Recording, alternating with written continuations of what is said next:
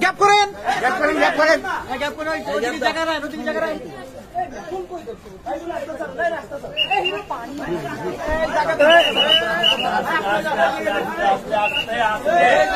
আবারও নতুন শোরুম ওপেনিংয়ে হাজির হলো গর্জিয়াস লুকে অভিনেত্রী অপু বিশ্বাস। পরেছিল পার্টি ওয়্যার, পরেছিল গর্জিয়াস একটি শাড়ির সঙ্গে হালকা জুয়েলারি, ছিল চড়া মেকআপ।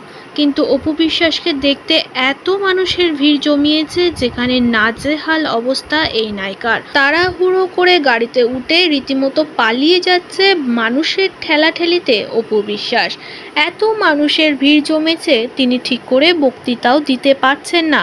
দর্শকদের জন্য রীতিমতো নাজেহাল এবং বিরক্ত, কান চাপা দিয়ে বোঝাচ্ছে আমি কিছুই শুনতে পাচ্ছি না।